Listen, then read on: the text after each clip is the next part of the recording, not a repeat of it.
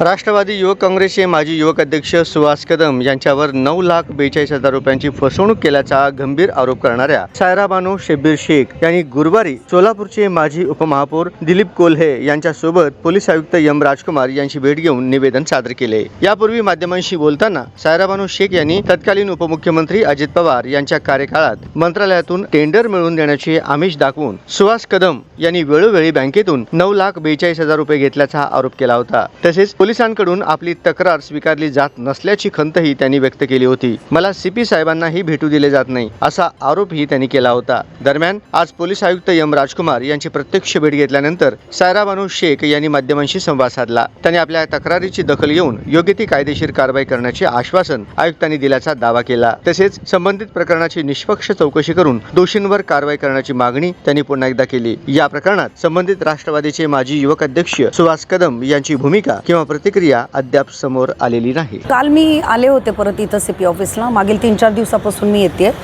परंतु काल माझी दखल घेतली गेली नव्हती। इथं मी अर्ज देऊन 3 दिवस झाले होते। मग आज मला सीपी साहेबांनी वेळ दिला आणि माझ्याशी ते बोलले आणि मला ते न्याय नक्की देतील असं म्हटलं। असं कधी होणार नाही, पोलीस तुम्हाला न्याय देणार नाहीत असं। महिला आहात, महिलांना न्याय मिळेल, ज्याच्यावर अन्याय झाला आहे, ज्याची फसवणूक होते तुम्हाला त्याच्यापासून न्याय मिळेल असं मला साहेबांनी आज ग्वाही दिलेली आहे। काय कशासाठी कोणी फसवणूक केली आणि कशी फसवणूक केली?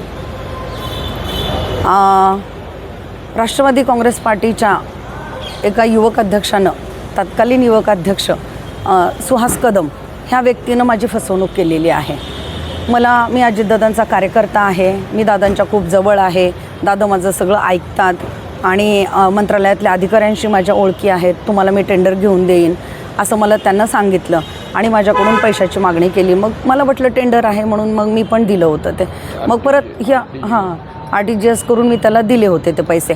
तर त्याच्यानंतर त्यानं मला काय झालं विचारणा केली असता अधिकाऱ्यांच्या टेबलवर फाईल आलेली आहे, लवकरच आपलं होईल असं उत्तर तो देत गेला आणि पण माझं कुठलंही काम झालेलं नाही। मग मी विचारलं की मला माझे पैसे परत दे, तर तो पैसे परत द्यायला काही तयार नाही आहे। थोडे करून मी परत देतो असंही तो बोलला मला, परंतु तो देत नाही असं दिसल्यानंतर मला परत लोकांकडून कळलं की बऱ्याच महिलांची त्यानं अशाच पद्धतीनं फसवणूक केलेली आहे। पण मला त्याच्याबद्दल एवढं काहीच माहिती नव्हतं आधी, नाहीतर मी असं कुठलंही काम त्याला दिलं नसतं। परंतु जेव्हा मला असं वाटलं की माझी फसवणूक होते तेव्हा मी पोलिसांमध्ये धाव घेतलेली आहे आणि मी CP साहेबांना माझं निवेदन दिलं। सन्माननीय CP साहेबांनी मला आज शब्द दिला आहे की तुम्ही असं काहीतरी निर्णय चुकीचा घेऊ नका, कारण मी एवढी वैतागलेली त्रासलेली महिला आहे की असं वाटत होतं की काहीतरी केलं पाहिजे, स्वतःला आत्महत्या करू की काय। आर्थिक अडचणीमध्ये एखादी महिला येते तेव्हा तिला काही सुचत नाही आहे, तेव्हा ती असं काहीतरी निर्णय घेते। तेव्हा साहेबांनी मला सांगितलं, CP साहेब बोलले की मॅडम असं काही तुम्ही मनात आणू नका, तुम्हाला न्याय जरूर मिळेल, पोलीस प्रशासन नक्कीच तुमची दखल घेईल। आज हा शब्द मला साहेबांनी दिला आहे आणि म्हणून मी आज इथं आले होते। किती रक्कम आहे आणि किती रुपयाची? 2024ला घेतले होते त्यांना माझ्याकडून, 2023-24 ह्याच्यामध्ये जवळजवळ 9,45,000।